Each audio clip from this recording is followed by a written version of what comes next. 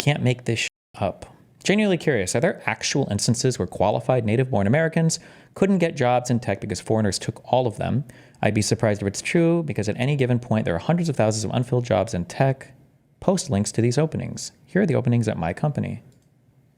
Does your company have a solution to fill roles people aren't pre-qualified for? A training process? If not, it doesn't do anything to fill the need. If the openings can't be filled with experienced techs, yeah, we regularly open new grad roles. In fact, just the last couple of weeks, we filled one. I need employees. I have openings I can't fill. Where do I apply? Show me your transcripts. Bye.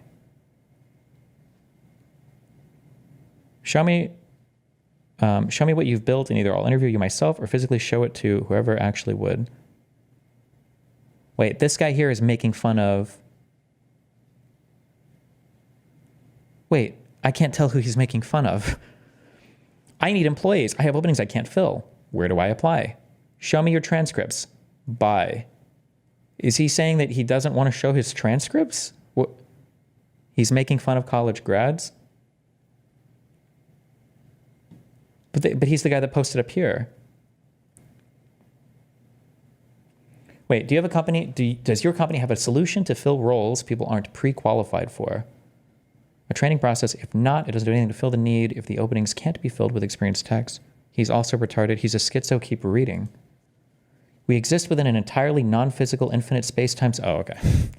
Space-time singularity, and always have unless you break conservation laws and discredit all of physics entirely.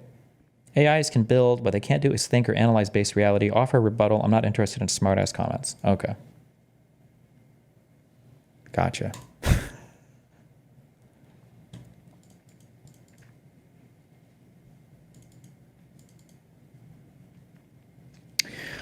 Blood really thinks college kids learn anything in those classes. You want a hint? You want a secret? There are 3 types of people that have an outlook on college. You have people that say, college is really good. In my personal opinion, these people run the gamut from medium competency to very high competency. Then you have people who you ask them, how do you think about college for like getting, like these jobs and whatever development? They're like, it's whatever. These people range from medium competency to highly competent people because they didn't need college or because they know people that didn't need college because they're incredibly competent and they were very talented outside of it. And then you have the third group of people who go, college? You don't learn fuck all in college. These people are always low competency, low IQ individuals who either flunked out of college, couldn't hack it in college, or just didn't even try to go because they were too stupid or unable to do so. And they constantly shit on college and they never do it from a position where they're working in the field that they're criticizing people for getting the training for. You never hear very intelligent, very talented people like, oh, college? What a waste of fucking time. Pfft, go drop ship instead. Those are always low competency, low IQ people every single fucking time. In a video game. Sorry, positivity. Okay.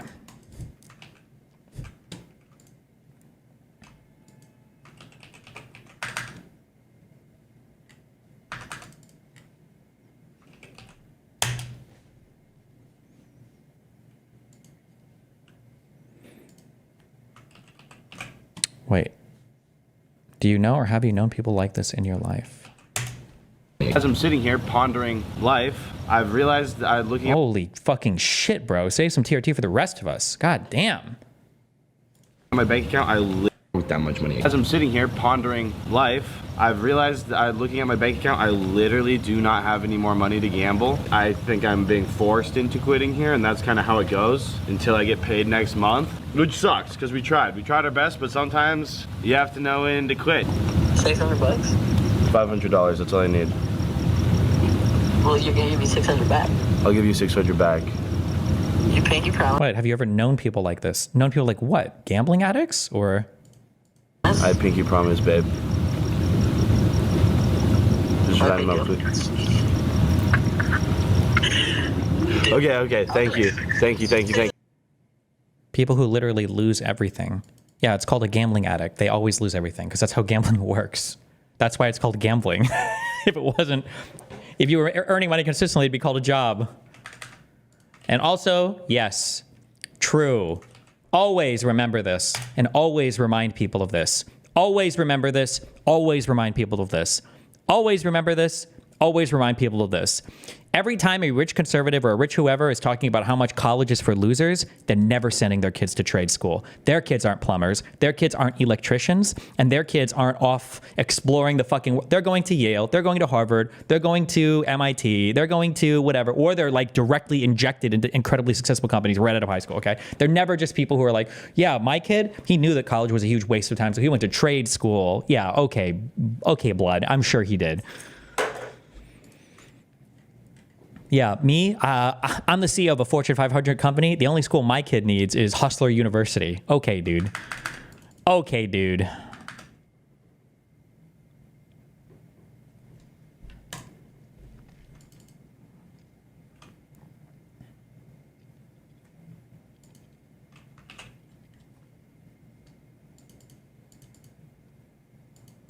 Teen Withers got kicked out of his home. Yeah, we watched that earlier.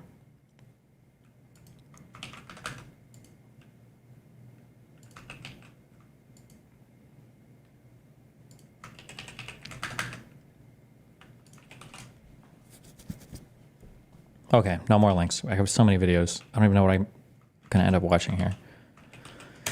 Jeez. Okay, so Cenk is avoiding me. I understand. But now Cenk is making the rounds through all of the slightly less mean left-leaning people. Help! He's debated like 400 fucking... He's like every left-leaning content creator he has debated over his new MAGA allegiance.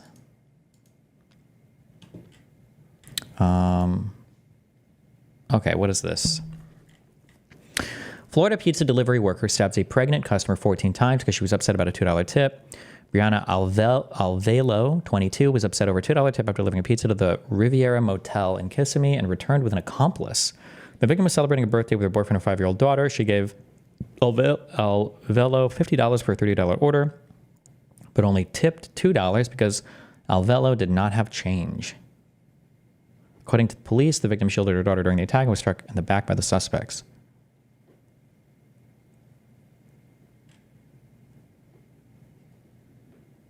Why didn't she have change? You're a fucking delivery driver.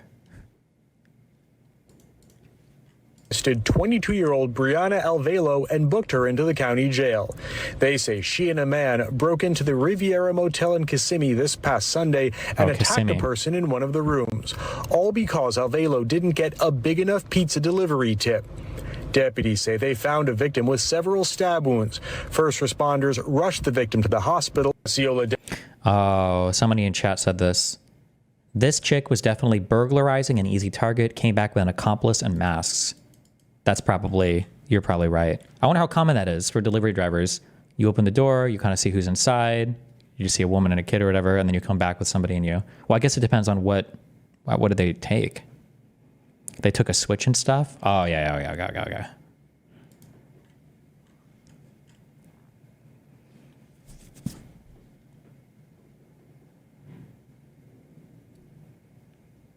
Jesus. Damn. I love that X is just like that one of our largest media companies in the United States of America is just openly like a racist Nazi platform. Anytime there's any crime involving black people or immigrants, it's always deport savages. It's insane.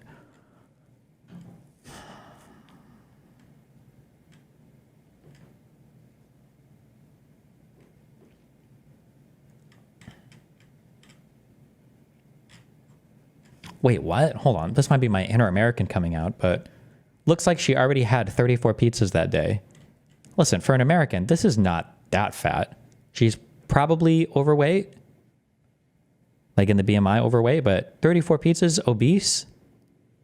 I wouldn't say 34 pizzas obese, all right?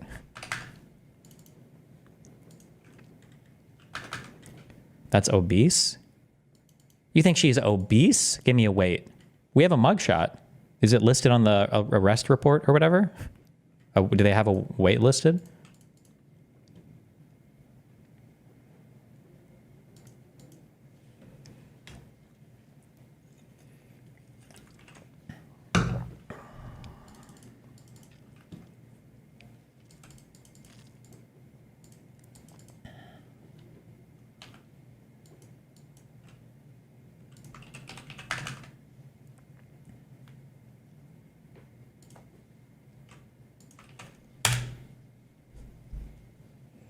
Yesterday, the @conservative OG and @Project Groip brand accounts were stripped of their features. Today, about a dozen medium-sized accounts associated with Project Groip were suspended. All of them have been outspoken about H-1B. Everyone needs to be speaking up about this now. How are these guys eating themselves alive already? Trump isn't even in office yet. Chill. Oh my God. Jesus.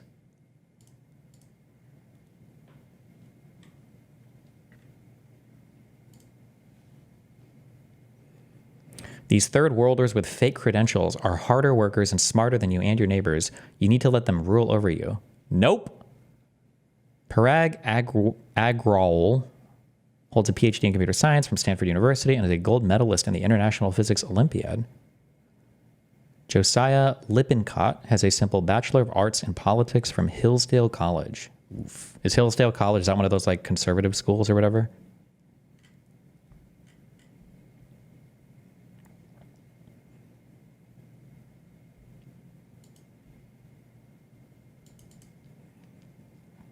Odds on how long till Trump breaks up with Elon?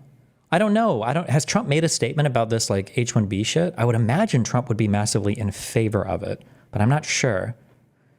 There's like different things in my mind. I would imagine, so Trump falls generally on this weird nativist side, but he's a big business owner capitalist. So then I would think maybe he wants immigrants, and he does like construction. So maybe that's like immigrants, but it's not like random, like constructing houses or roofing. It's like commercial construction. And I don't know how many, there's probably still a lot of immigrants that work in that. But those aren't H-1B immigrants generally, probably. Those are just like, so I have no idea. I'm just, from personal, like his personal lived experience, I don't know where Trump would fall on that. I have no idea. He's standing back and standing by. In 2016, Trump was against H-1B. Now he's in favor of it. Yeah, I think I remember that a long time ago because the big talking point was that Indians were stealing everything from Americans.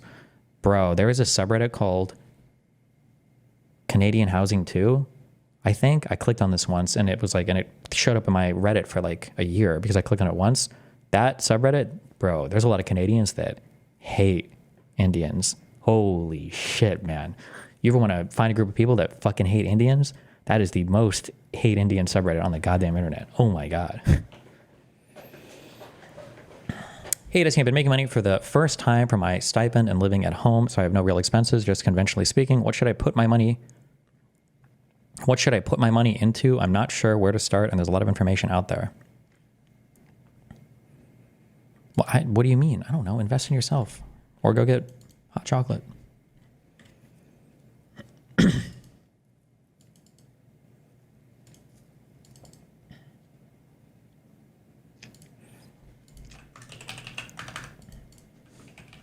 Talk about this on stream. People can't use their phones at work. Cell phones are banned on my sets. It's forbidden when you say cut. You don't want someone's checking Facebook. Based. I mean, like a long time ago, we managed to live without cell phones. You can probably do it.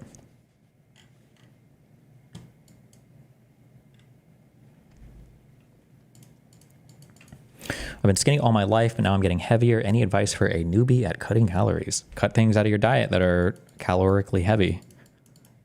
Not getting fat is a lot easier than losing fat, so good luck.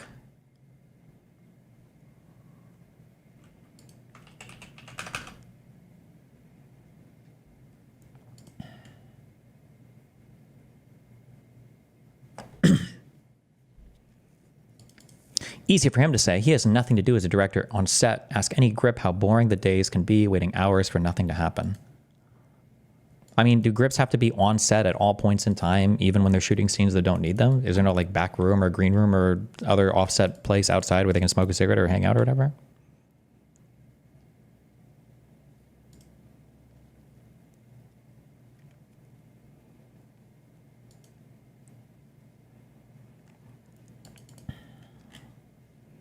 Ask an AD like me to actually be able to do their job for a single day without a cell phone. For any single job, I have to create and maintain 4 to 5 WhatsApp groups, AD chat, transport group, set updates group, catering group, miscellaneous groups.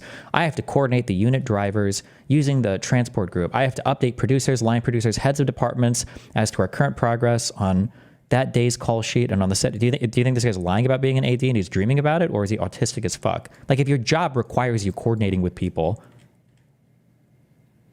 I'm sure that my guess is Dennis probably wouldn't care. My guess is the issue is if you have people that are like actively on set and actively involved in doing things, and every time they step off set, they pick up their phone. It probably takes them a little bit more to like get back into the mindset of whatever's going on, right?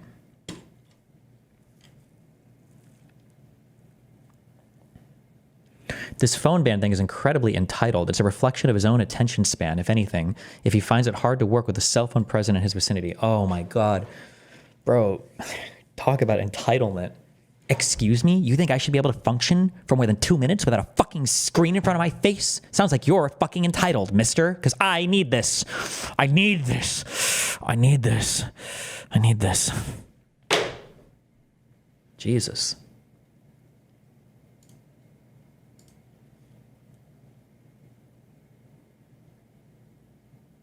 Wait, what is this? I struggle to take anything you say seriously. Your activity in FOMOI, a hilariously toxic sub known for perpetuating nonsensical rumors. Wait, what?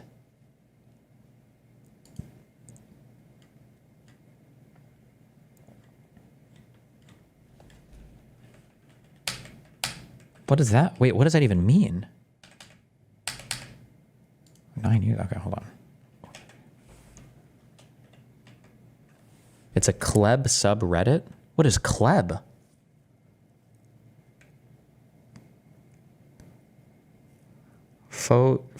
Is there celebrity?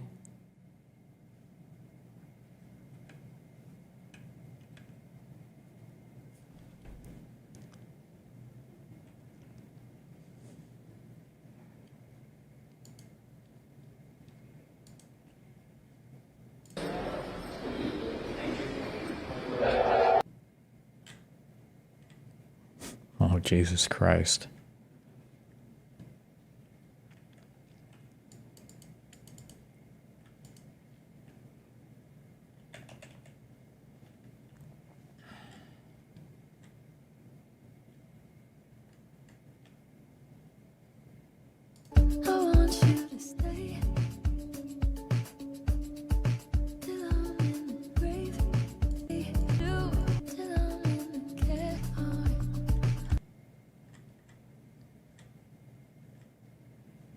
Okay, it's a celebrity gossip. Okay, I don't know. I don't care about this.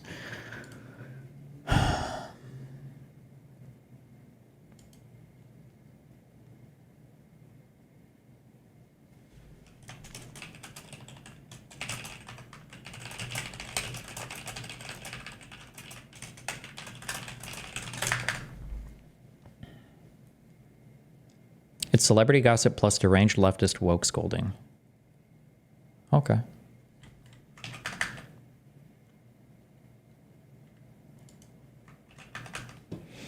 All right.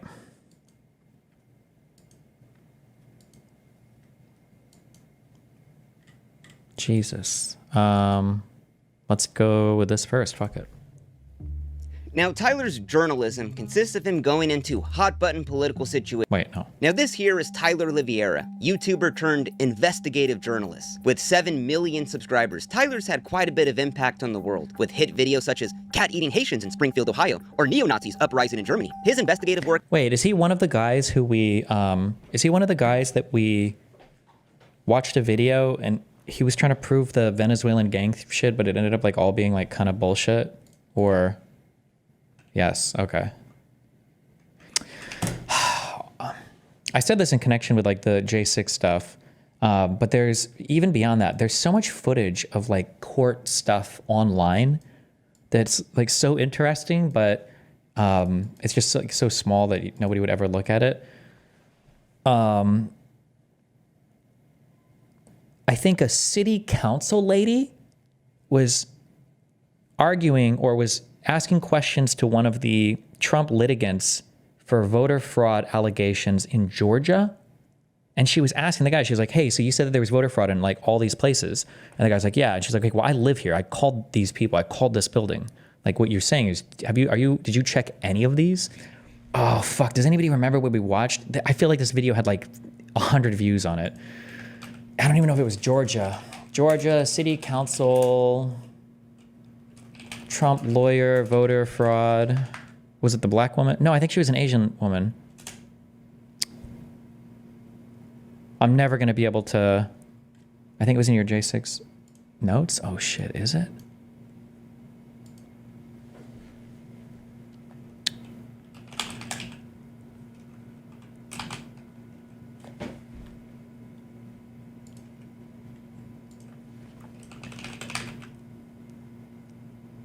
What? Oh, hold on. I'm sure there's a plugin for this. I'll have to get it. Why is it that in Obsidian, when I search for something, why does it not tell me how many hits I have on that thing? Am I missing it somewhere? That is so crazy to me that it wouldn't say like 15 matches, 30 matches.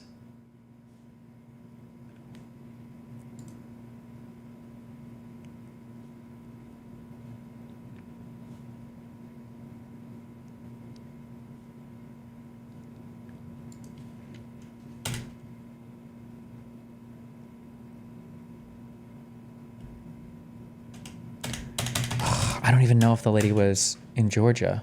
I don't even know if it was the city council. Was it the city council? Was it state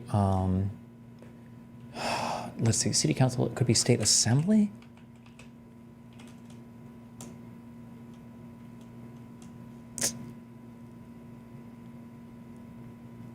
I don't think I put this in my notes. It was just too much. It was like not, it was like small enough, but it was just really funny. It's not funny, it's depressing.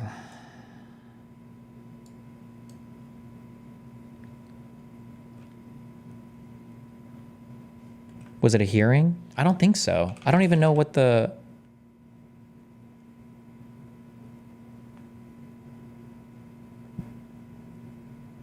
Oh my fucking God. It was Georgia. These boxes. No, fuck, it wasn't this. God damn it. Never mind.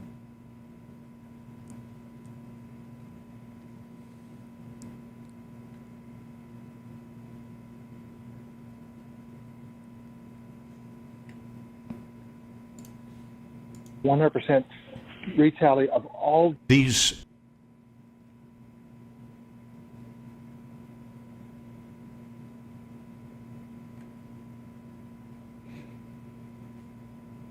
It was based off addresses, no? Yeah, it was.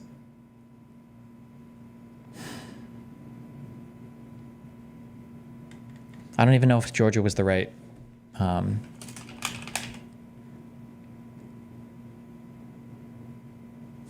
state, though.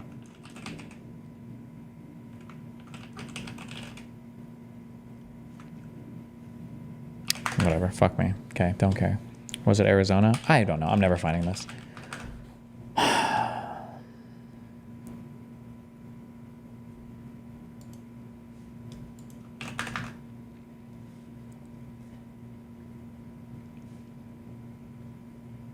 Okay, where were we? Work into hot-button political situations reaches hundreds of millions of people.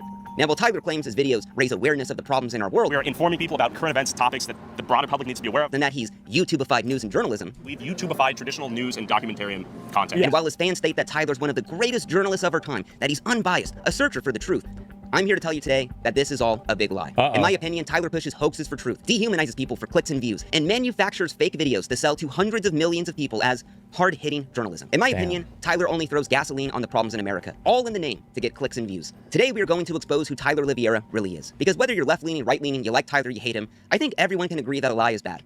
And when those lies are pushed to hundreds of millions of people as the unbiased truth, I would say there's a little bit more than just a problem. Now, normally I don't make exposed videos, but after me and Tyler got into a little Twitter spat, it led me down a rabbit hole of his content that I thought was so twisted and sick that I thought the entire world should know about it. And I'm so surprised that all this stuff I'm going to talk about has never been mentioned before online. Now, I'm not going to talk about Tyler's drama with Soft White Underbelly, Brent Riviera, the Las Vegas Tunnel people. Everything in this video is newfound stuff that I've discovered over the past 4 or 5 months. So, before we get going, Tyler, I am not trying to cancel you. I dream of people come for the cancellation. Bring it. Please cancel me. Please. I'm not trying to take you off the platform. I'm not even going to call you a racist, a Hitler, Tyler Oliveira. I think when you start throwing around the R word, the conversation becomes a lot more difficult. I'm just going to call you what you really are, a liar. So today, let's discover who Tyler Oliveira really is. Now, Tyler's journalism consists of him going into hot-button political situations, talking to both sides, and always coming to the conclusion that whatever city he's in, it's ending all of a sudden, that it's the worst place he's ever seen. Now, these videos are seen by hundreds of millions of people. People actually take these in for journalism. His George Floyd video pushes the fentanyl overdose theory? Wait, really? Wait.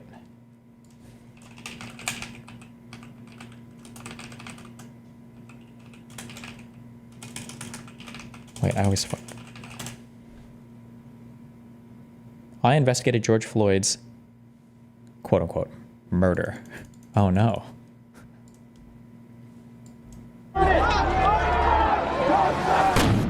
What did you see during the George Floyd riots?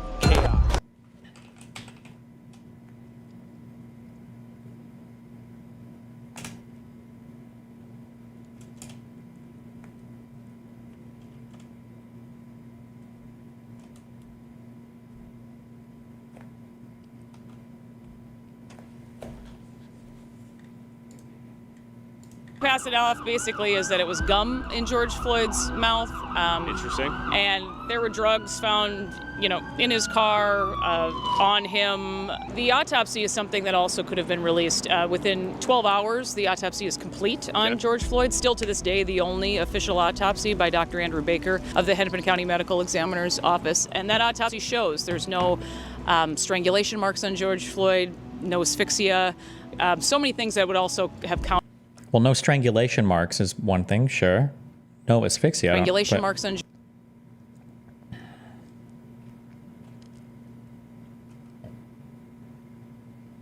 George Floyd, no asphyxia. So many things that would also have countered that video pretty quickly. They have to wait for a little while with the toxicology results, which nobody's saying he was strangled. So, 3 times the lethal limit of fentanyl in his system, methamphetamine. He has very large organs, blockage in his heart. He has a paraganglioma, which is a tumor in his hip. He's been described to me as, sadly, kind of a ticking time bomb. Instead of getting that medical evidence out there, it's withheld and kind of a ticking tumor in his hip. He's a blockage, fentanyl in his. Okay, just as a real quick thing, we've gone over this on stream before.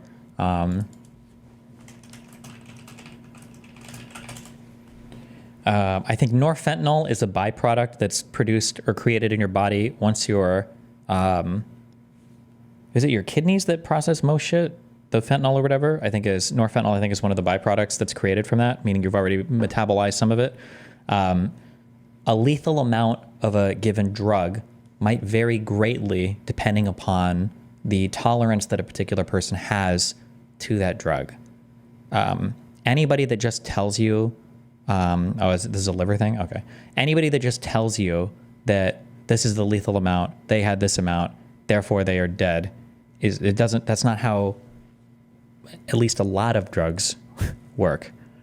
So that when somebody says that to you, you should immediately question anything they have to say about anything related to somebody ODing or anything like that. If you look up the fentanyl,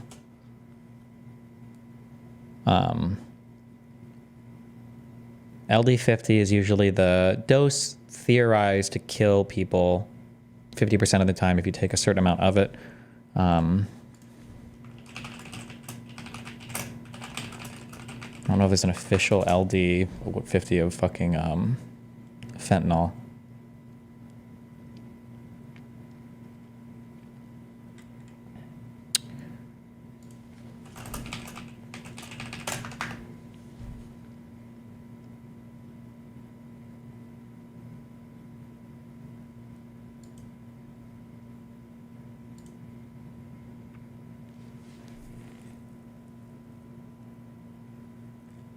Okay, so like this is saying here, blood concentrations of approximately 7 nanograms per milliliter or greater have been associated with fatalities where polysubstance use was involved. And I think I've seen it even lower than this, right?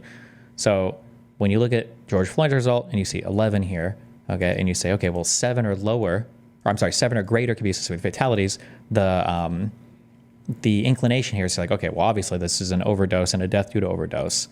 However, if you look at the, what did we look for this? Average amount of blood concentration, fentanyl in addict.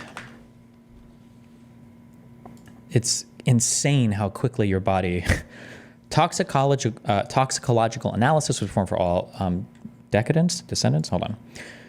Reliability of postmortem fentanyl concentrations in determining the cause of death. Oh, this is a strangely relevant study. Okay. The manner of death included 40 accidents, 36 natural, 8 suicides, 5 therapeutic complications, and 3 undetermined deaths. Among the accidental fentanyl intoxication deaths, 32 of 37 involved substance abuse. The majority of the 37 accidental deaths involving fentanyl were multi-drug intoxications. The substance abuse had a mean fentanyl blood concentration, an average fentanyl blood concentration of 26.4 nanograms per milliliter, okay? That's over twice as much as what's in here, present once he was dead. Now, he had more because you've got norfentanyl in here, meaning some of it's already been converted. But just people that are addicted to opiates can build up, people who are addicted to opiates could build up tolerances to certain drugs, to at least this class of drugs, and probably to a lot of different classes of drugs, I imagine, can build up these tolerances quite quickly and like quite dramatically to where you can take many, many, many times the amount before it's having these like super deleterious effects on you. I wonder if they have data for all of the individual.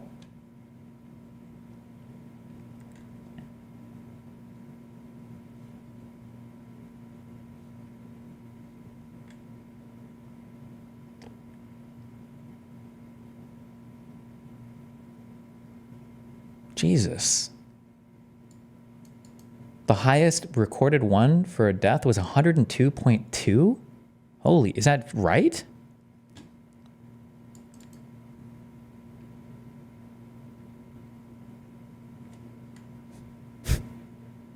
Is it safe to say that there could be some reasonable doubt? No, it's not. Read the suicide number. It's 462. Oh, for the suicide one. Jesus.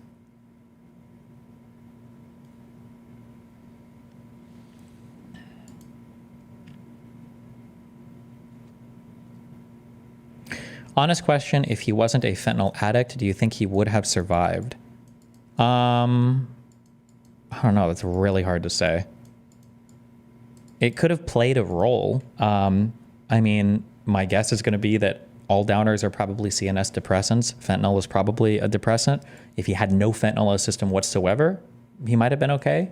Maybe. It's possible. But that's not like a consideration when you're thinking of whether or not somebody killed somebody, right? Like, if you're fighting a person and you strangle them, and then they also have like a sensitive heart or something or whatever, and they end up dying as a result of that, you can't say like, well, it wasn't because I strangled them, it's because of this other condition. Yeah, these are all things that you have to consider. Like when you're approaching somebody, you don't consider that every single person is in optimal physical health, and if they end up dying because of some complication of another thing due to your actions directly, that's not on you because there's another thing going on, right? That doesn't make any sense, right? Yeah. You would never, ever, ever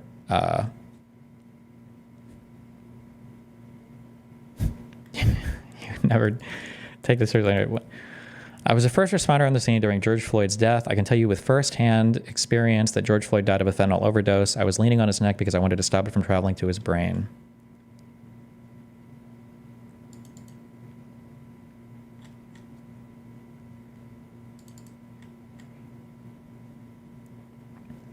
Considering the tolerance situation, does this mean that most ODs come from shock? I don't know.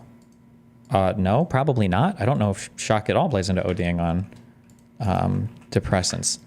I think that a CNS depressant just slows down the communication of a lot of your stuff in your body, like the way that your organs function and the way that your brain communicates with everything. And if you're taking too much of a depressant, a CNS depressant, not something that just makes you depressed, but I think if you're taking too much of a thing like this, I think you just relax and you super chill and you become so relaxed that even your diaphragm relaxes, and then you kind of just stop breathing and then you die. And that's like I think that's a typical downer overdose. A downer overdose death is you've just taken so much, your diaphragm just stops working, you stop breathing, you become oxygen deprived, and then you die, basically.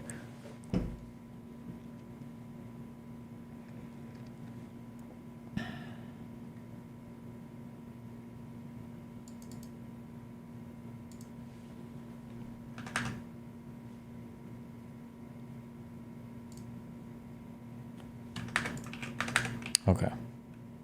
System, methamphetamine. He has very large organs, a lot of fentanyl in his system. I also don't know. God damn, this guy was going crazy. I don't know what the ordinary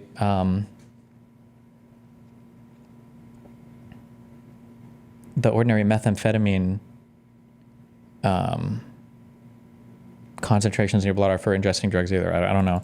But like also like, I imagine that these methamphetamine, like the methamphetamine would be like counteracting like the fentanyl here too. Like having meth present in your body while you're also doing fentanyl, I imagine would probably make it less likely that you would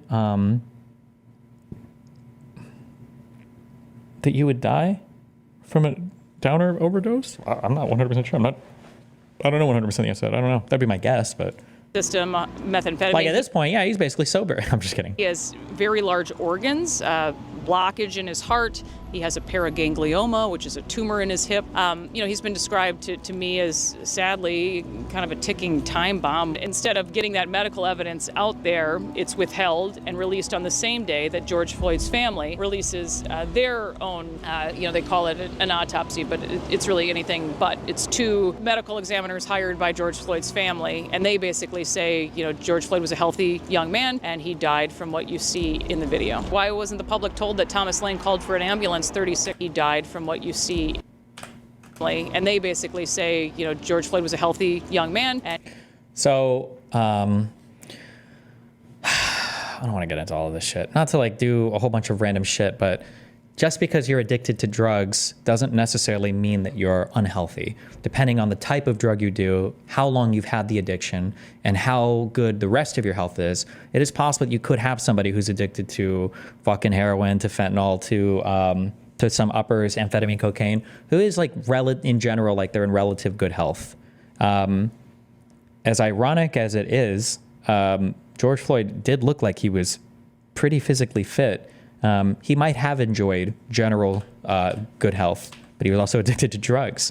If you wanted to show that he was in bad health, we would have to see like a chart, like a hospital, like something was going on to say that, like he'd been admitted to the hospital with these issues or these were things or whatever. Like, I don't think that... by George Floyd, it's an autopsy. I mean, like having a tumor is bad, but... she did mention one thing. Hold on. That George Floyd's family releases their own, they call it an autopsy, but it's really anything but. It's two medical examiners hired by George Floyd's family, and they basically say, George Floyd was a healthy young man, and he died from what you see. Like saying he's a healthy young man versus was in good health. I also feel like she's loading that a bit negatively. Although I don't think she's reading from it directly, so. Basically say, George Floyd was a healthy... At Destiny, you are so bad faith here. If you didn't know someone had outside complications and they died, it could mean that your actions can't reasonably be considered murder. E.g., if police assaulted someone with a heart condition and they had a heart attack, they couldn't have known. It just depends if they were acting on procedure or not. First of all, don't call me bad faith, dipshit. If you're calling me bad faith, why even type in my chat? I will just permaban you. Okay, number one. But number two, the issue is that it depends on if your actions are reasonable. So if somebody handcuffs George Floyd and then he has a fucking OD in the backseat and dies, then I'm gonna be like, okay, well, hold on. Like, I don't know if it's fair to say that the cop handcuffing him is the reason that he died. But if a cop is kneeling on him for like 8 or 9 minutes when it's pretty clearly not necessary to restrain the individual, well, now it's like, okay, well, hold on. Like, how many Americans could you kneel on on the back of their whatever is right below the neck for 9 minutes and not have them die, right? I don't know. It's probably a decent chunk, like 5 to 15% of Americans who might actually die in that position. Yeah. The young man, and he died from what you see in the video. Why wasn't the public told that Thomas Lane called for an ambulance 36 seconds after George Floyd himself asks to be laid on the ground? Oh, that's where... Who lied about this? Oh, Tim Pool must have watched Tyler's video. Is she the one who originates this claim?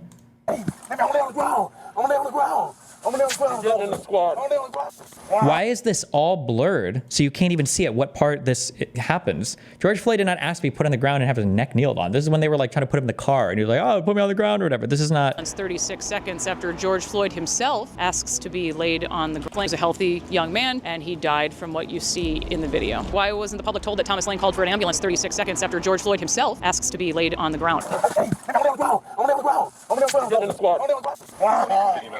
I just just released a written statement, and that was within a day or two after, very brief, that, you know, the officers are cooperating in the process, and let's be calm and not jump to judgment. And I was apparently villainized for that. Why was that controversial? I still to this day don't know that answer to that. If you read the statement, there's nothing controversial about it. So after releasing that statement, do you then become KK Kroll in the public's perspective? Well, you got to understand, in years past, I had spoken out for officers, you know, under investigation in critical incidents where all the facts were known to me because I had talked with the attorneys, I had viewed the video evidence, and I, in some cases, saw where the suspect had shot at the officer. So I came out and held press conferences and made a much stronger statement, which in hindsight would be better, and most agencies throughout the country have actually the chief of police do that. The news station you worked with and for, they knew your relationship with Bob early on. Tell me about that as a foundation. Yeah, so we've been married for several years by the time this even happened. I didn't report on Minneapolis police incidents involving the police union, you know, beyond car accidents or there were crimes and whatnot, but Bob obviously had nothing to do with. Actually, we never really had any issues. It was fine, but it just all blew up that we had some sort of conspiracy, wedding, and I was hiding it from the public as if I was supposed to talk about what my husband did for a living every night while anchoring the news. Bob's getting crucified publicly. I'm getting crucified publicly also, At what point do you get brought into the public spotlight and you become Ava Braun, as you say? Within days also. Bob had a familiar face as far as pushing back, and it really bothered them that he brought up George Floyd's criminal history, including an arrest that took place that was almost a carbon copy that took place back in 2019 of what happened in 2020. So that was obviously the wrong. Okay, I don't care about this. It doesn't get processed in your kidneys or some shit. It just ODs you. What substance are you talking about? I think a lot of the stuff that we ingest, I don't think that it directly interacts with your body. A lot of it is called I think the term is prodrug, where when you consume it, the thing itself doesn't interact with you. It's only once you've metabolized it that the thing comes apart, and then there's some reactive substance that interacts with your body somehow.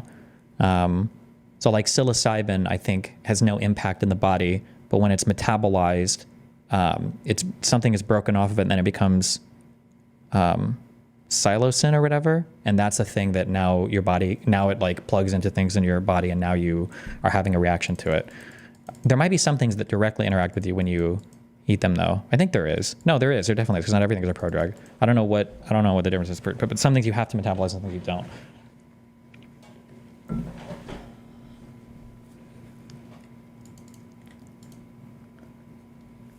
Okay, we don't need to go through every fucking video of this guy. But this is all just the facade. Now let's go to his video, Oakland, where every crime is legal. Now, this video consists of Tyler going to Oakland, California, talking all about the car break-ins and how they've gone up 50 million% or whatever it is. This is Oakland, California. Owner of this property is not responsible for. Who made the Christmas intro / break screen? Gemzar. Up 50 million% or whatever it is. This is Oakland, California. Oh wait, fuck, I'm so sorry. One more distraction. Somebody did find that video in my chat.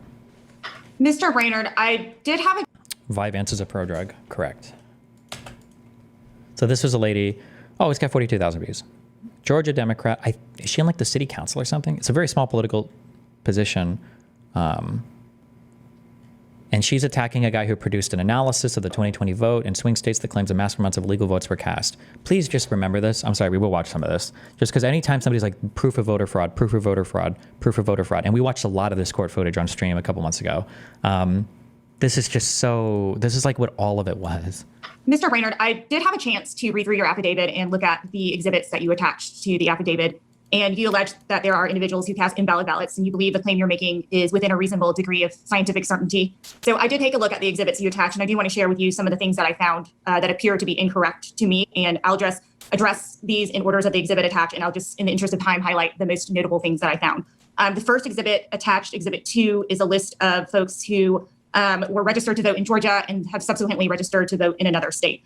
Right off the bat in your affidavit, you testified that you cleaned up the list for duplicate entries, yet on the very first page of the exhibit, there are 3 duplicate voters. So I am concerned about the duplicate entries that may not have been removed from the exhibits. On that same page, what I did was I just took the first 10 names that were listed that are alleged to no longer be a resident in the state of Georgia. Of those 10 names, I found 8 property tax records that shows the voter still lives at this current address listed under which they're registered in the state of Georgia. They claim homestead exemption on. So she's like, this is like destiny, okay? She just like found the thing and then just autistically looked up, okay, well, let's actually look up the underlying things and see like what's true. So that's what she's done for this. So it's annoying because it probably took her hours or days to compile this, and it took this fucking retard, 4 seconds to put out this bullshit claim. But this is so she's gone in and looked at all of the underlying things, like, okay. Records that shows the voter still lives at this current address listed under which they're registered in the state of Georgia. They claim homestead exemption on this home as their primary residence, and they pay property taxes on their homes here in the state of Georgia. These are 2020 records that I will be submitting to the committee for review.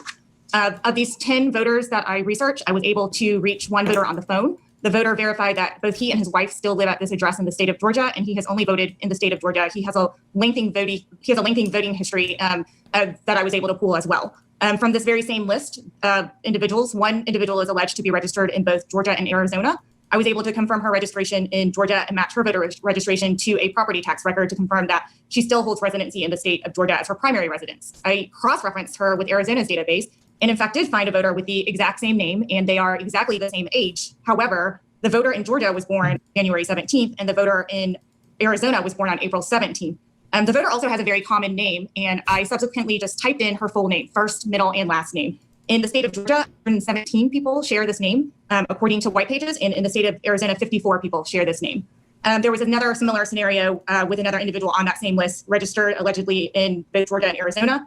Same first, middle, last name, but they have different birthdays. They're different ages. One is age 48, one is age 49. The voter in Arizona has not actually voted since 2016. I'm going to move ahead in the interest of time to Exhibit 4. And you mentioned this earlier, voters who, in your affidavit, you allege that voters are using P.O. boxes to register and disguise P.O. boxes as their residential address to cast invalid ballots. In this exhibit, I immediately recognized one of the addresses. It's right around the corner from which I live, and I have friends that live in this actual building. It's a condo building with units on top, and it happens to have a FedEx center in the bottom of the condo complex. I reached out to my friend that lives there and informed him that both he and his wife are listed on your exhibit as having committed voter fraud by trying to disguise their residential address as a P.O. box. He subsequently sent me a list of all the homeowners in that same complex, and I cross-referenced them with their voter registration to confirm they live there. And then I also looked on your exhibit, and every single person that owns a condo in that building that voted in this election has been accused of disguising their residency as a P.O. box. I found a similar scenario for an address that is also an apartment building with a FedEx center in the bottom of the building. I know exactly where that building is because I have friends who used to live in that apartment complex, and a simple Google search will show you in real time that that is a residential apartment building with a FedEx center underneath it. Now, I don't want to take away from anything that she's done, okay? But you guys are saying, like, she's cracked, what a god, like, which is, I mean, props to her, but, like, all she's doing is just Googling, like, the name and seeing if this place exists, and then making a phone call maybe to a publicly available record. Like, she shouldn't even be doing this, right? There should be a media person doing this. I think it said she's a representative or former representative of Georgia's, I don't think they call it the state assembly, or I think they have it, I don't know, something like that. But she's like a representative, or was a representative in Georgia, like a state representative. And yeah, why isn't the media doing this? Why is she doing this? This shouldn't even be her job. Now, for those two buildings alone, I've identified at least 70 individuals in the first building that are on this exhibit, having been accused of disguising their residential address as a P.O. box. And 70 people on this exhibit where when he submitted, he's like, these people are lying about where they live and they've got a P.O. box. It's not a P.O. box. It's a shared building, right? The second list, there are at least 58 folks that are named for that specific apartment complex. In Exhibit 5. I thought I lived in the most litigious, is that what it's called? Litigious society in the world. Why aren't more people getting sued for shit like this, or criminal charges for shit like this? Like, this is beyond grossly negligent. No, this is a list of people who have alleged to have voted twice, one in the state of Georgia and one in a second state. One of the very first names on that list happens to be our colleague, Representative Terry Anulowitz's neighbor. So we simply picked up the phone and called Representative Anulowitz, and she called the voter. The voter is alleged to have voted in the state of Maryland and also in the state of Georgia. The individual has confirmed that he currently lives in Georgia and has never voted in the state of Maryland. He, in fact, has not been to Maryland in the last year at all. He does have a father with whom he shares the exact same name, a senior and a junior. In another scenario, I was able to find an individual who allegedly voted in Georgia and also in the state of Virginia. The voters share the exact same name and age, but they have different birthdays. The Georgia voter born June 14th, the Virginia voter born June 2nd. On that same list, I happened to notice that one of the Representative Wynn, excuse me, how many more on your list are This there? is my last scenario. Thank you, Mr. Chairman. On the last, one of the voters on my list happened to be my... Who is the Republican expert she's replying to right now? So Matt Brainerd, a one-time Trump campaign operative, was one person who produced analyses of the 2020 vote in swing states that claim massive amounts of illegal votes were cast. He has testified alongside Rudy Giuliani as the personal lawyer for Donald Trump's crusades to overturn the election. Brainerd's work has been cited in a number of GOP lawsuits seeking to nullify the election in key states.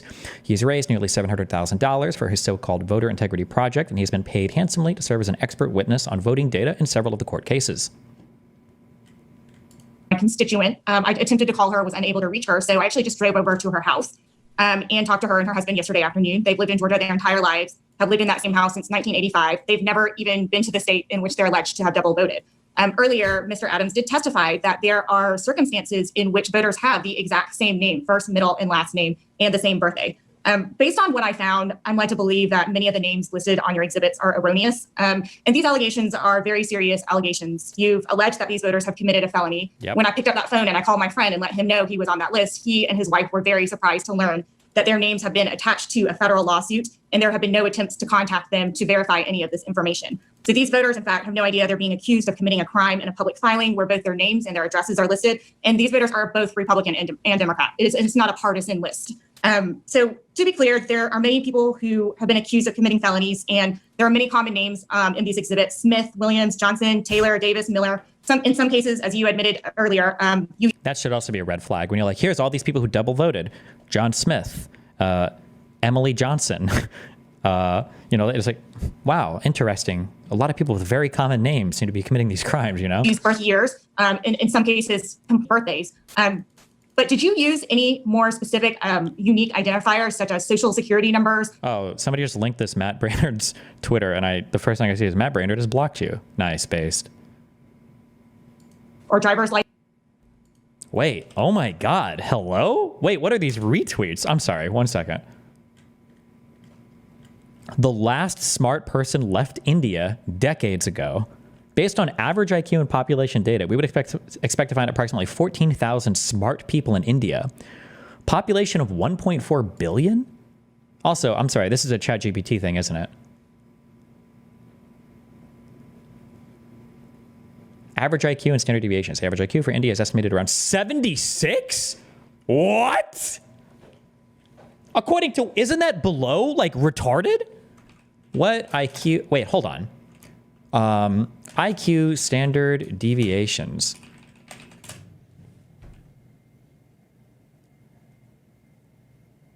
Is this like adjusted for the entire planet, or is this like per country or whatever in terms of like what a standard deviation is? Like, is 15 points always a standard deviation for every single country?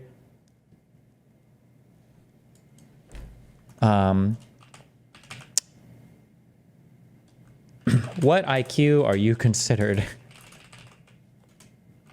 mentally retarded?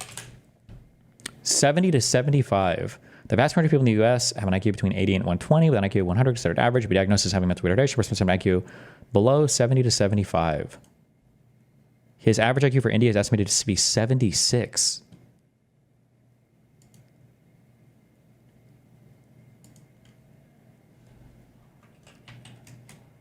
I don't even know. You know what? I don't think you could ever even have this number ever be the case. Because if your population was legit that retarded, I don't even know if you could conduct IQ tests safely amongst the ordinary population. Would you even be able to do it?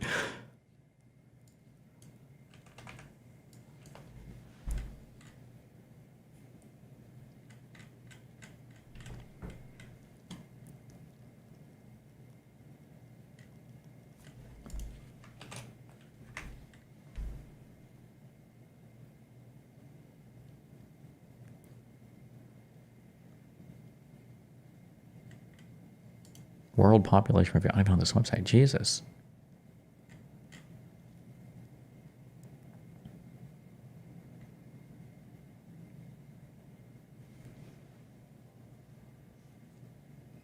Calculate the Z-score. Okay, find the proportion. Also, why does he need an IQ over 140? What does he think the average computer programmer's IQ is? I'm going to fucking totally ballpark here, and I'm going to say average comp sci IQ. It's probably a standard deviation above. I'm going to guess 115 to 120. But that could be weighted heavily up. I'm going to say 115 to 125. That's my guess. Let's find out. Average comp sci grad IQ.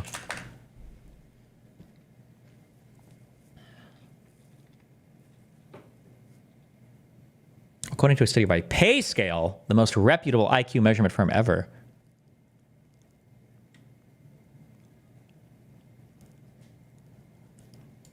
This is 128, 124.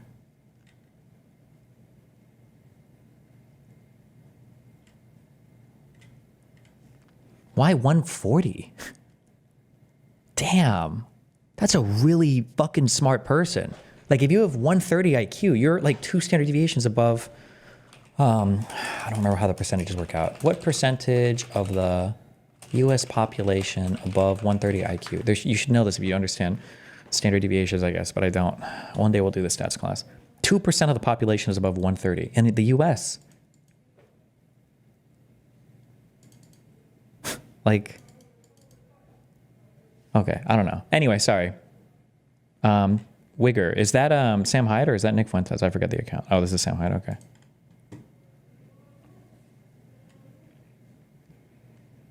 Gee, wait, is this guy just racist? Indians are uniquely bad at hiding their resentment. A day's worth of pushback on inflating H-1B caps and their great replacement posting where we can all see them. Zero self-awareness or even just common sense. They're probably doing it because it's triggering the fuck out of you. My What's Up threads are crazy. Groups with hundreds of Indians saying they're going to wipe the floor with whites and take all their STEM jobs with multiple H-1B visas. That's the free market, baby.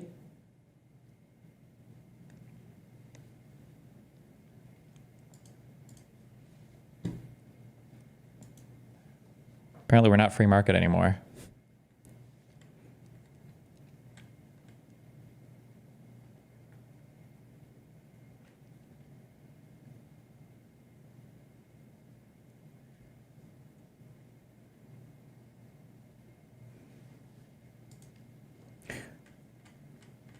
Jesus Christ.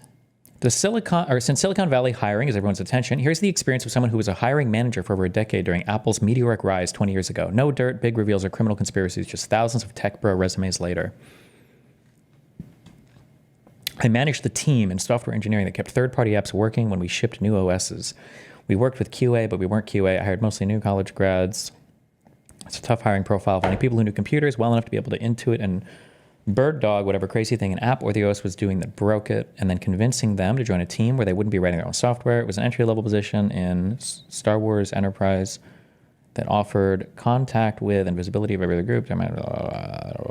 Okay, what did he retweet? I'm not reading all this shit. During this time and in other parts of software engineering and IS&T, I don't know what that stands for, support and telecommunication, I don't know. I watched as a couple Indian hires within 18 months turned into an almost wholesale replacement of any other race in the blighted departments. The degree of their apparently illegal hiring practices cannot be overstated.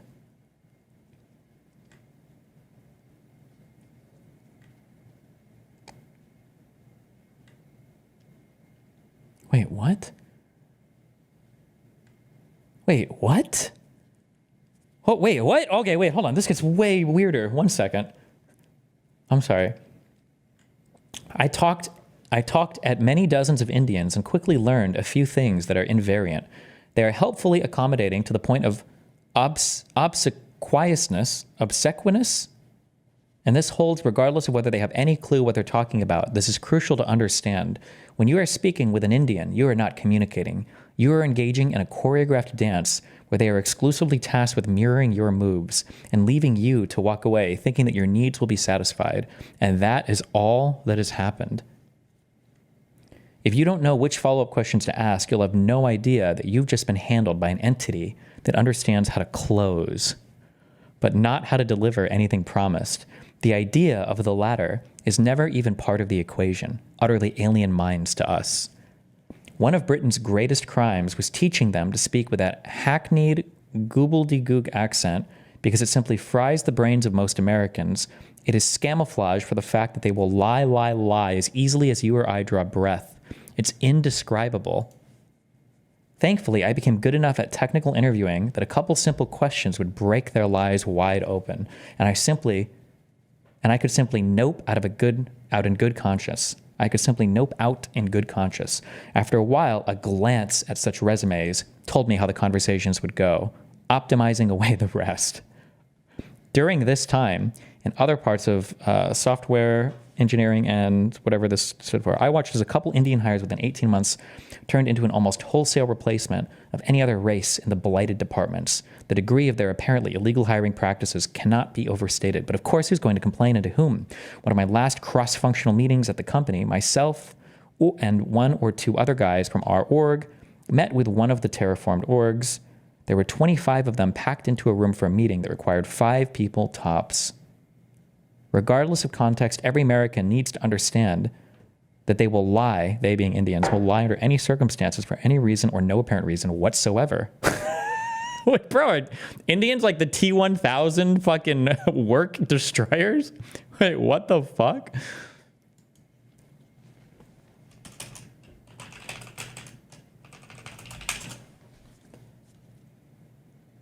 And they will always, oh wait, I'm sorry. It is cultural, so get over your Christendom-centric notions of morality. Those exist nowhere else on Earth. And they will always and everywhere be India and Indian first. This week's discourse laid bare their bottomless, seething envy and contempt for our race and our prosperity. The only way we can protect our businesses and our communities and our nation is to protect our under law, or our own under law. Wait. Again, I'm like super overly representing my vibes and very limited experience talking to people here. But do Indian Americans give a fuck at all about India? I feel like I never hear this. I feel like I've never in my life heard somebody talk about like the greater rise of fucking India. But maybe some do. I don't know. Maybe some care a lot. Actually, I feel like I don't hear immigrants in general in the United States. Actually, I feel like immigrants in the United States are more apt to shit on their countries than other people. Like, I'm trying to think, do I know like any Mexicans who are like, Mexico, that's the homeland, baby. I love that country. What a great country. I feel like it's more likely that if I talk to like a Mexican American, they'd be like, Mexico, not only is that place a shithole, but the people are shitholes. So don't let them come to the United States. Keep the rest of them there. But I don't know. Maybe it's different with some other groups of people. This is a wild Twitter thread though. Holy shit. My God.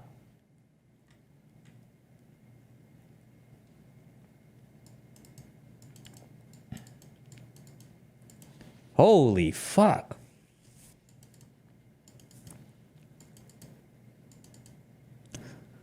I live in Canada. Oh, it's the hockey guy.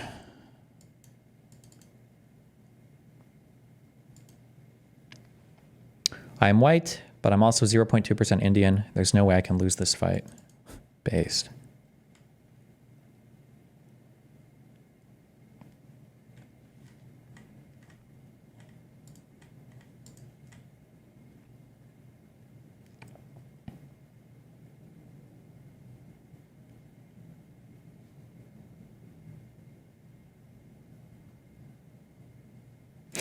You know what I just realized in terms of media? So here's something that I'm thinking. I'm thinking that this guy shouldn't be able to post this without a name. I want to know, did this guy actually work in Apple, or is this just a whole bunch of bullshit? Like, I know he's posting this fucking meme here, but he could have taken this picture fucking anywhere. Who the fuck knows what this even means? But then I'm thinking like, well, but is it fair that every person that wants to post something that might be scathing about how they worked in a company also has to like basically tie their real identity to it? Like, that's probably not fair. But then I'm thinking like, oh, well, this is like a good place for media where a person could go to the New York Times or to fucking Fox News or whatever the fuck and say, hey, I would like to reveal this information. You can publish it. And then the media person themselves, the journalist or whatever, can do investigative work, verify that the story is real, and then publish it. And then you trust it because they're putting their reputation behind it. But because I never, like when I see shit like this, I always feel like you're like a dude that worked there for like 2 years at like the Apple store. And this is a pic from a 6-year-old Reddit post. Wait, is it?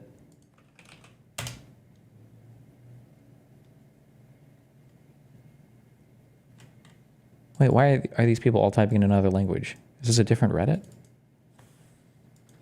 Or is Google auto-translating this? What did you attach to this? TL equals PT-BR. Portuguese? Translate? TL equals translate? Is that a code for Google? Okay, whatever. 10-year service award I received from Apple. Started as a 14.5 pound of glass and is carved with water. Maybe this is the same guy? Wait, so did he really just rip a fucking picture from Reddit? Wait, so this entire post is a fucking lie. Oh! Retweeted 1.8 thousand times, 11,000 likes.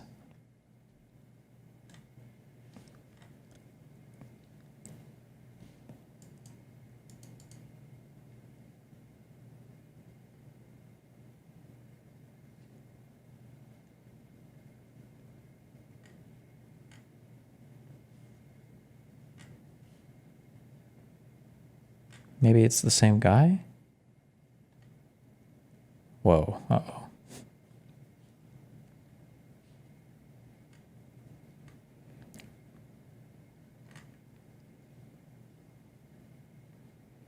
Ghostbusters Frozen Empire alternate trailer released in India. Was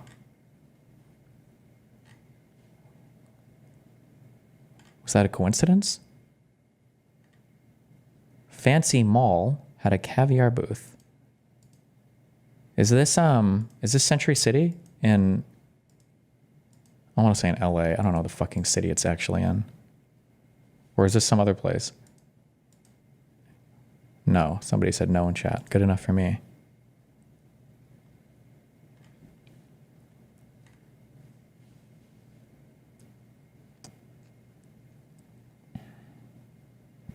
Subreddit for Redditors in the Inland Empire, from the desert to the big city and all points in between and beyond. What is the Inland Empire?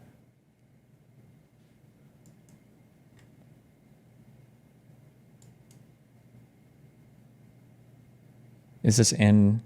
These Arizona drivers are going to make me insane.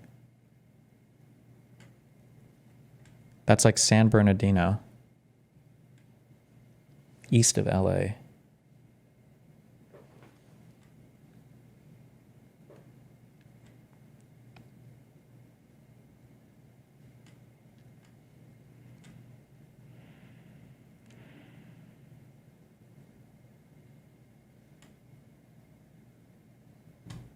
Is this guy, do you think this is him?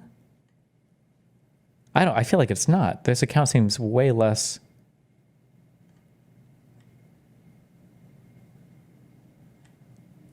I wonder if this guy is like an Indian immigrant and the guy's using his fucking...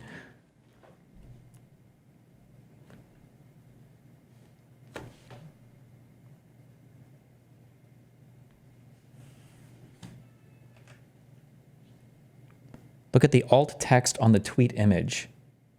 I don't even know what that means. Where? What am I looking for?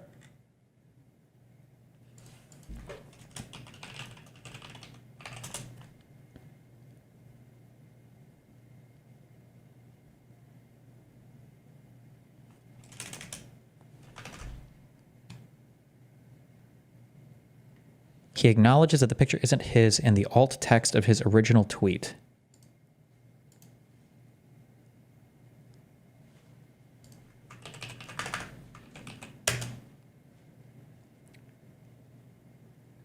Image description.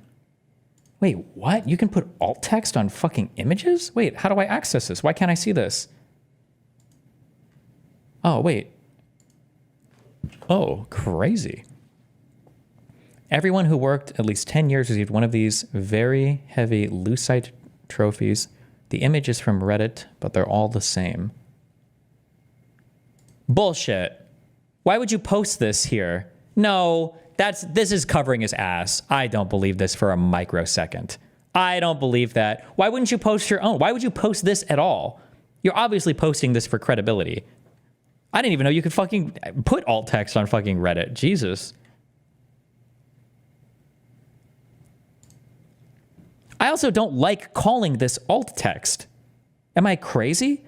I thought alt text used to refer to when you did like the HTML links, the ahref bullshit or whatever. If a link didn't load for like a website or for like an image especially, you could write into the HTML an alternate text that is either read by things that, like it's a screen reader for if you are blind, or if the image doesn't load, the alt text will be displayed. And you can usually hover over a thing to see like a display of alt text. This isn't alt text. This is just like a descriptor thing that you can add and then you can click and read it here, right? This isn't technically alt text. Cringe. You are right. He's using it wrong. Well, no, this is how Twitter uses it. It's not this guy's fault.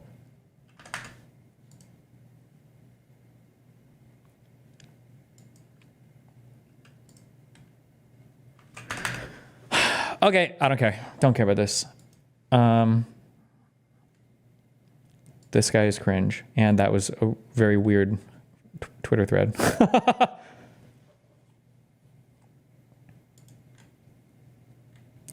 Bro, what? People comparing Operation Paperclip. So after after Nazi Germany fell apart, the Soviets and the Americans kind of like rushed into the German laboratories and were like, okay, who are the smartest people here? We're taking them, okay? I think the Soviets got most of them. I think we got the smarter of them. But the Soviets and the Americans all grabbed their people. And he's saying that people comparing Operation Paperclip and von Braun to H-1B visas are insane. 1,600 people over 14 years. And they were all the cream of the crop from the same ethnic makeup as the majority of Americans, etc. What? What a weird... What's the weird Nazi shit?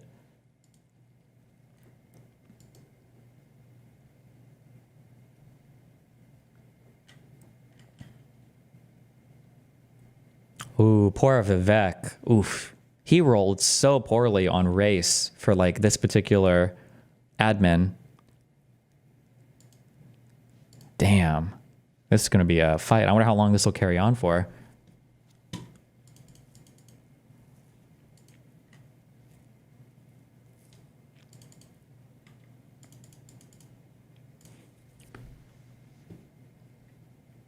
Okay, sorry. What was that? License numbers that would have actually been able to prove that these people are not, in fact, the same people? Okay, quite a lot of questions there.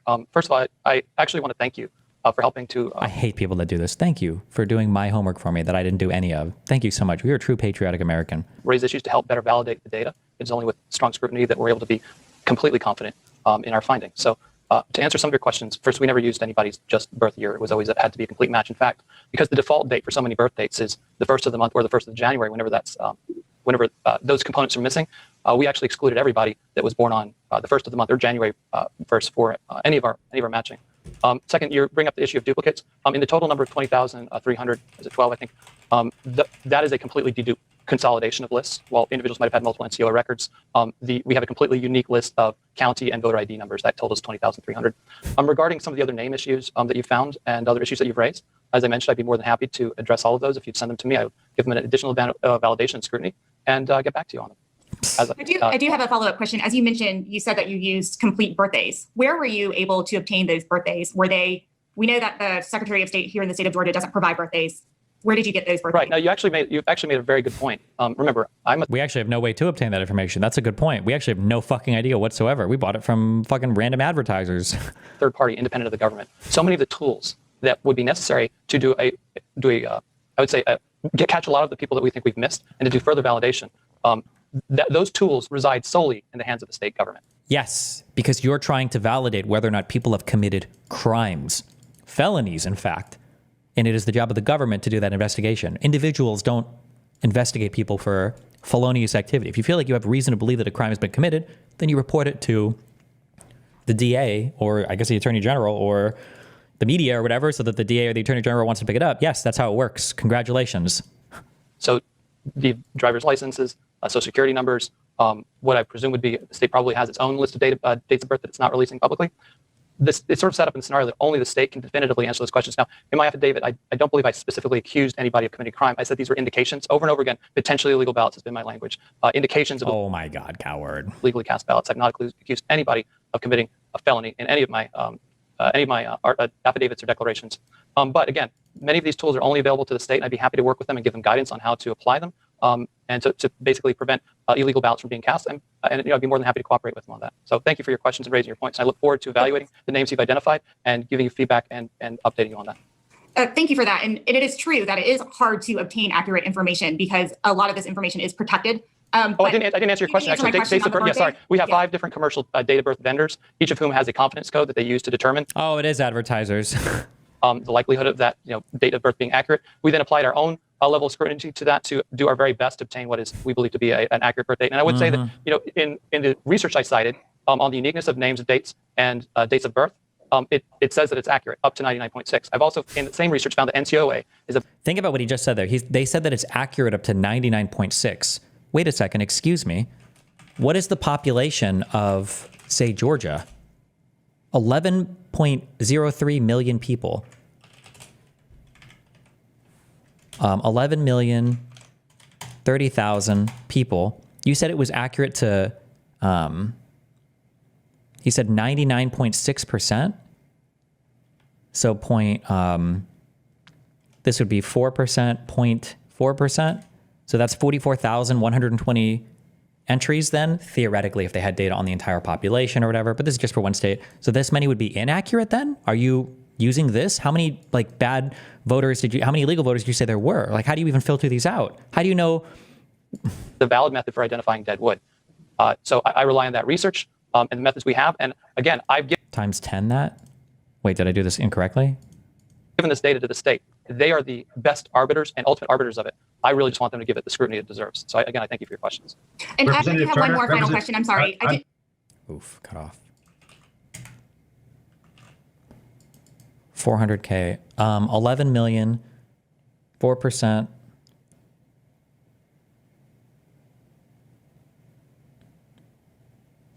It was 0.4%, not 4%, right? Always two decimal places for percentages? No, but it wasn't 4%, it was 0.4%, because you said they were 99.6% accurate. That's why I did 0.4, or 0.004, and not 0.04. Chat is retarded. Dipshits. Laura Loomer, shut up, you stupid fucking foreign plant. To Ian Miles Chung, you don't even live in my country. You live in Malaysia, and you want to influence our discourse so you can get large payouts on X from Elon. You should be forced to register as a foreign agent. I hope the Malaysian Sharia police find you. Is Laura Loomer Jewish? Because that would just make all of this just a million times more funny. I don't actually know. She is Jewish. Jesus, man, we got all the ethnicities fighting here. It's feeling mighty European up in here. We're getting all the ethnic battles going on.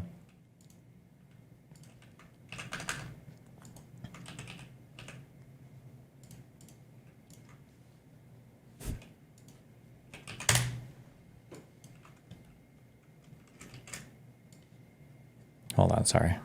I can't help myself. What's her Twitter account? Laura Loomer. Oh, and she follows me.